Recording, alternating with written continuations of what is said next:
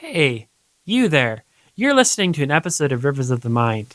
And as per tradition, I'm going to record a brief disclaimer to let you know, hey, don't do drugs. I know what you're thinking, but I want to do drugs.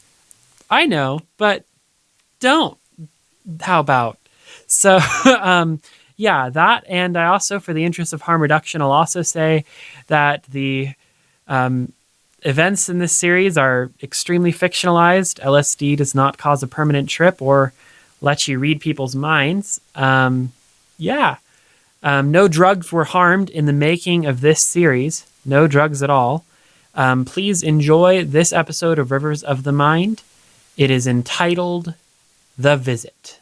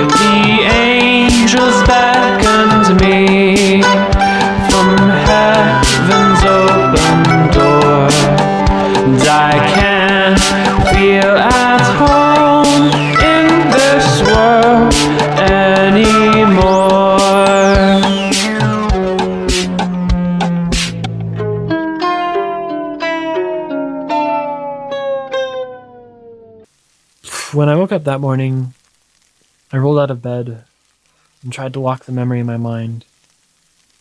When she drives by, she'll stop. Just say something to her, even if it's only in your mind. Try to wave, maybe, so she knows she's not crazy. It's a good idea. I ran over it again and again in my head as I paged through the millions and millions of ways it could go wrong, all at once, worrying up a frenzy. I was shaking. I could barely put on my pants or remember what I had to do. The order, that I had to do it in. I felt tensely unready to see her and desperate to keep my thoughts on balance. I walked, trying to leave the room, into the door, and fell almost flat on my back. My vision dizzy for a moment, I laid there on the ground for a time, staring at the ceiling and trying to prepare myself for the coming encounter. I controlled my breath gently, feeling my heart pound heavily in my ears, almost making me imagine there was someone stomping on the roof. I got up, my limbs feeling clumsy and wiry, and stumbled towards the door again before clutching the handle and opening it. A bright red SUV waited out front, with a cloud of dust behind it. A stern-looking woman sat in the passenger seat, a pair of bug-like sunglasses on her head and a white sun hat covering up her straightened blonde hair. She got out, wearing a nice pair of high heels and a clean black skirt with a white tank top. From the other side, Mick, A bald, authoritarian-looking man with small eyes and a nice collared shirt emerged. The two of them got out as one. Mick finished a text while his wife opened the back seat to help their youngest daughter out of the car. Around, the wife said, could see a pale gray aura, tinged with what looked like rust along its edges. Mick, meanwhile, had no aura, no color. His face was contorted in a firm and impassive shape when people weren't looking, before it shifted into a smile whenever someone did.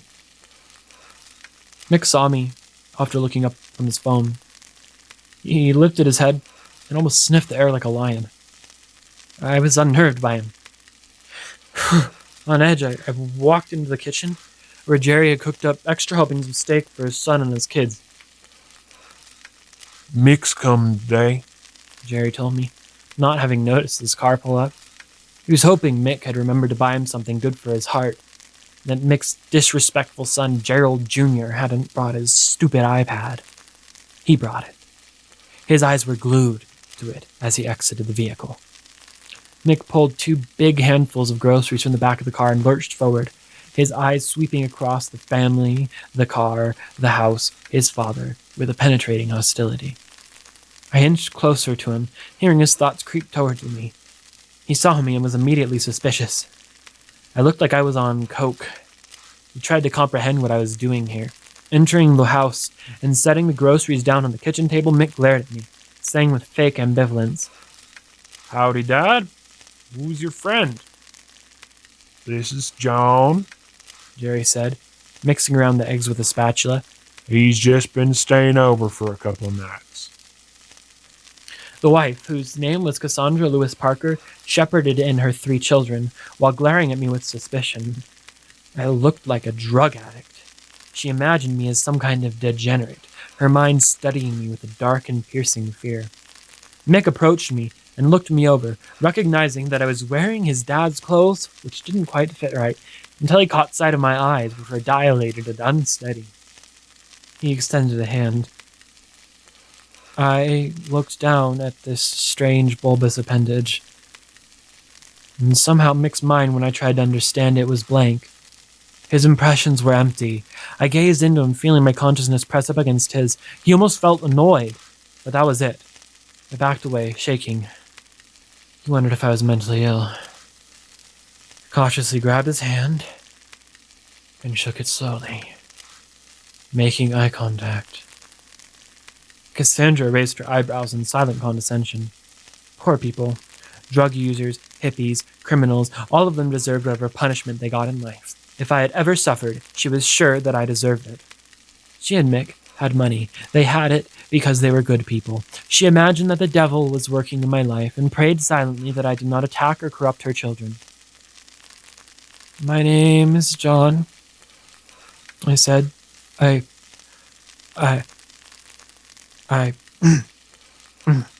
tried to think of a normal person so that I could act like one. How do you do, Mick? Startled that he hadn't told me his name yet, Mick supposed his dad must have warned me he was coming over. I'm all right, Johnny. I'm all right. I nodded quickly and brushed by him to shake Cassandra's hand. She recoiled in disgust, but politely accepted and shared a knowing look with her husband. Cassandra, Gerry has told me about you, so I know your name. I looked into her terrified and disgusted eyes, and for a moment peered into her inner world. Cassandra didn't really care for Mick. She didn't really care for men, actually, at all, and she hated herself for it. She'd gone to Bible studies and youth groups and women's retreats trying to cure herself of it. She'd married and had children trying to rid herself of her sinful ideas, but every so often, since she was a teenager, she found herself fantasizing about women. Back then, she'd cut herself for it. But she'd gone to college. She'd married Mick. And since then, she'd stopped. Still, it was hard to suppress it. Terrifically hard to rationalize. It filled her psyche with a longing tension. Beneath her hateful and upper-middle-class exterior rested that raging, and wounded subconscious. Neither Mick nor anyone else in her life knew the person that was underneath that exterior, and even she was barely aware of it. It had only surfaced from time to time. Gavin's coming out to his father filled her with such rage, but only to conceal her deep-seated jealousy, and her fear that somehow she'd pass it on to her children. Accordingly, her daughter was dressed in exceedingly effeminate clothes and encouraged to spurn anything masculine, and her two boys were dressed similarly, taught to deny any trace of femininity. Both were reminded from time to time, really pleaded with, to not be gay. Mick didn't care about any of that. He thought church was stupid, and the pastor was an annoying, pretentious little beta who he'd like to see drown in a baptismal font filled with his own excrement. He was certain that women were little more intelligent than baboons, and openly did not believe they deserved any respect unless it could get him what he wanted. So he respected his wife.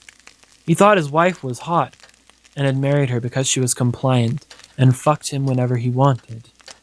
He had an intern at his office, and had sex with her at least twice a week too. Both of them could be easily strung along with silly bullshit compliments.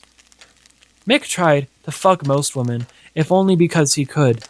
And if Cassandra ever found out, he'd tell her it was because she'd gotten fat since the baby, something he'd actually expected to be able to use as an excuse to divorce her after the second kid to no avail. It wouldn't hold weight, because Cassandra still looked good enough to fuck when he needed it. Mick liked working at the bank, because he made a lot of money, and he could destroy people whenever he wanted. Once, he'd passed by a homeless person in San Antonio. Bored, Mick made them sing and dance for a $50 bill. Another time, he'd found out that a driver who cut him off in traffic had an account with his bank, and he froze his credit cards. Right now, he was hoping his father would die soon, so that he could sell the property. But in the meantime, he was hoping to have him stuck in a nursing home. Mick liked and cared about two things: sex and money. He couldn't give two shits about anything else. Awkwardly, I let go of Cassandra's hand, having held onto it for upwards of 30 seconds. Everyone in the room was staring at me, except for Gerry, who smirked as he realized I was reading everyone's minds. He hoped I could hypnotize the kids to get off that stupid little iPad and maybe take an interest in the cows. When Gerry looked at Cassandra, she reminded him of his Sunday school teacher, grim, serious, and prissy. He didn't seem like the type of girl you'd hope Mick would marry. Meanwhile, he wasn't sure what had happened with Mick. Mick always seemed a little bit rowdy when he was a young boy, like the kind of boy you'd want to grow up to be a cowboy. Instead, he'd gone off to college to become a banker. Now, it was difficult to talk to his son. He almost didn't want to listen to his dad. Gerry felt neglected, almost unloved by Mick, suspicious that he took a cut from his social security check, and annoyed that Mick never bought him the food he asked for.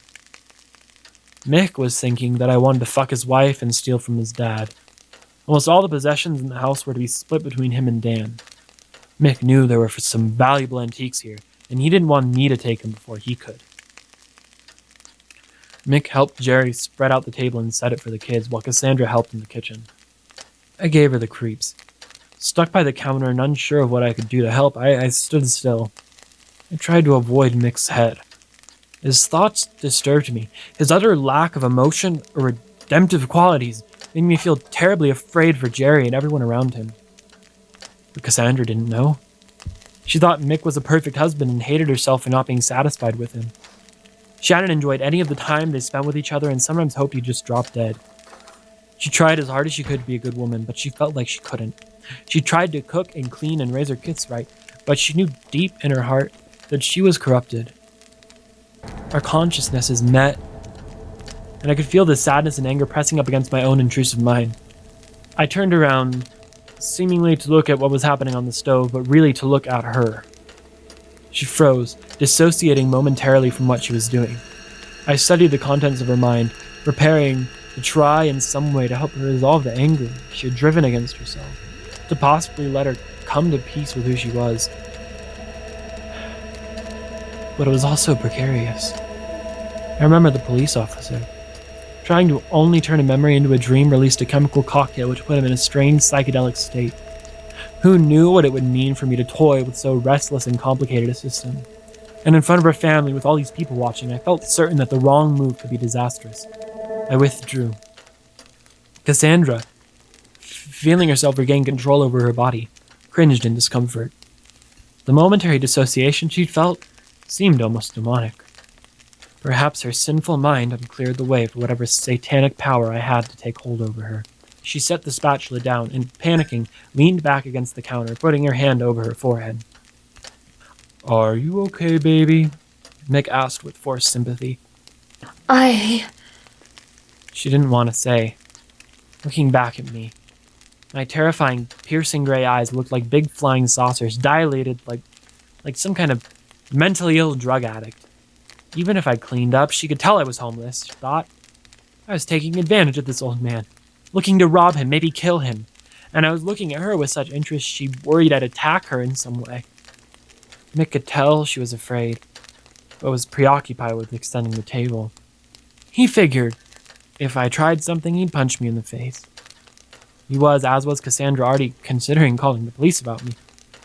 I reached out to her mind and saw it flurrying in a state of anxiety, rushing back and forth in a mess of unconscious conflict. She could feel our consciousnesses meet once again, and it created even more terror in her heart. I latched onto that emotion, the anxiety, and could feel an intuitive kind of empathy overtake me. I mimicked her internally, and I could feel what she was going through. Slowly, I decided to talk myself down, and in doing so clear both of our minds, now that they faced cognate fears. She shut off her eyes and focused only on the shapes in front of her. I softly directed any thoughts or thinking out of her brain, making it clear that both of us would only be present in the exact moment. Her anxiety subsided, although I did not let go, as I knew that the specific method of coping I was trying to lead her through was difficult to perfect. Feeling her relax somewhat, I planted a suggestion in her mind. Have compassion, I said, pulling on a Bible verse she only barely remembered with the same basic message. I implied as I said that a love for herself and a love for others. A wash of peace came over her. I withdrew and watched her calmly open her eyes. Paranoid, I turned away quickly. Where are you from, John? She asked, taking a cue from the idea of compassion. I'm from North Dakota, I told her. And what do you do? Mick glared with hostility at the two of us, uncertain of why his wife was talking to me all of a sudden. I collect healing crystals, I told her. Gerry looked up, offering a translation. Dawn's a traveling rockhound, I guess you'd say. So I don't suppose you're a Christian? She gulped. Her notion of compassion by necessity required that she ask. Gerry cut her off before I could reply. Well, you see, he was sleeping out in the thicket, and I heard the cows getting a little noise, so I went out and there he was. Nearly shot the poor fella's head clean off. Boy, nice boy, though. Wouldn't even hurt a fly. Pretty smart, too. Gerry wanted to tell them that I was psychic, but wisely decided not to.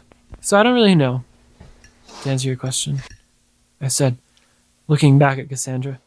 She frowned, sighing, and trying to imagine how she could minister to me.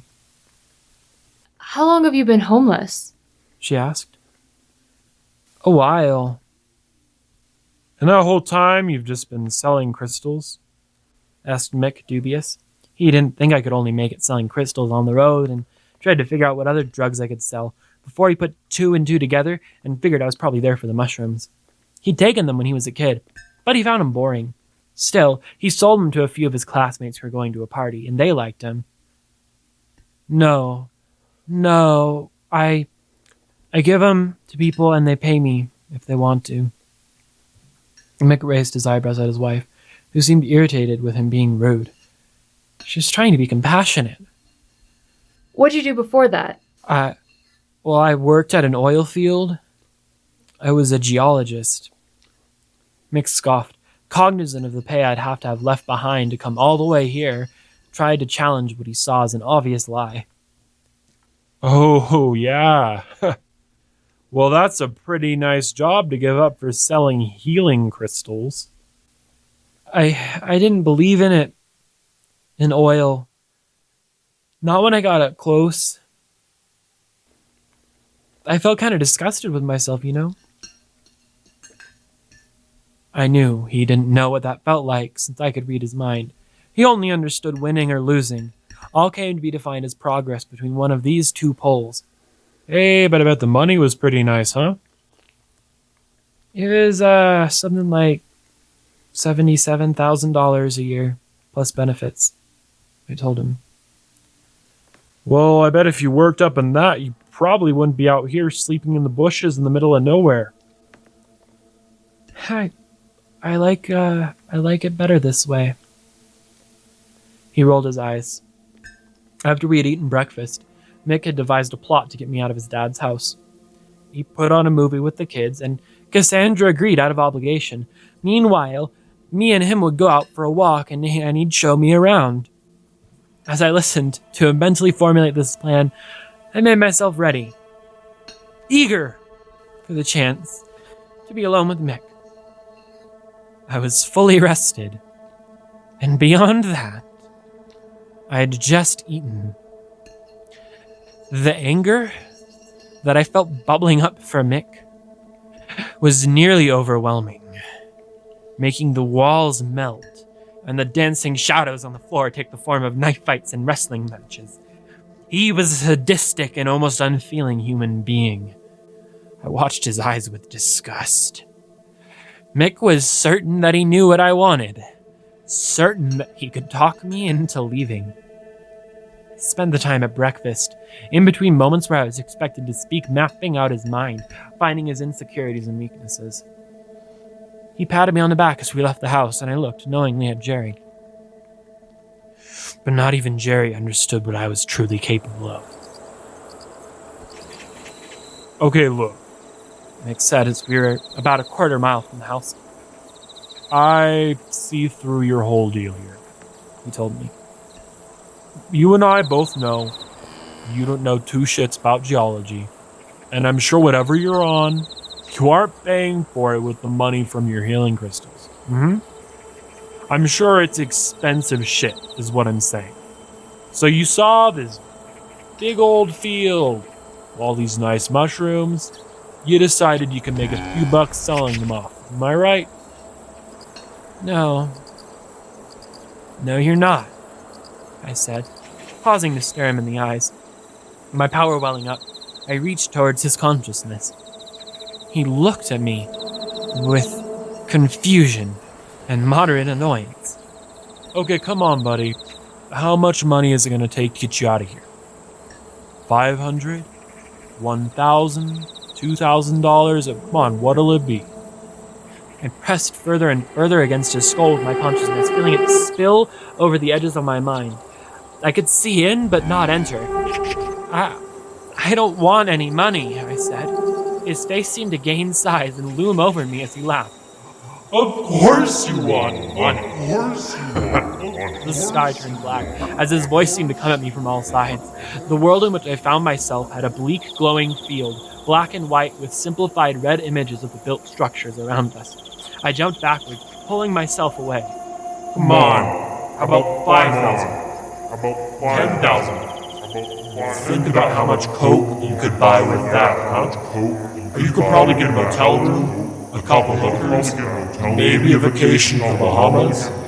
You feel me? I felt myself becoming paralyzed and shrinking down. He towered over me, looking like a giant statue of a man, his eyes glowing red. I couldn't speak. Okay, listen. How's $20,000? Okay, that's my last offer. How's that? I drew within myself, feeling myself drop into level upon level of reality. Somehow I'd entered his brain without realizing it, and now I was trapped, unable to speak.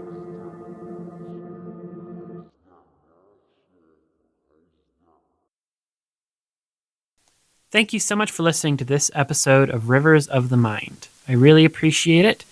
I was the writer and producer of this. I played the part of John. The part of Cassandra was played by Yost. I also played the part of Mick and Gerry. If you liked the episode, please consider going on to Patreon and supporting us at patreon.com/Timmy Vilgiate. That's Timmy, Vilgiate. We hope to see you again next week for the episode Locked Out.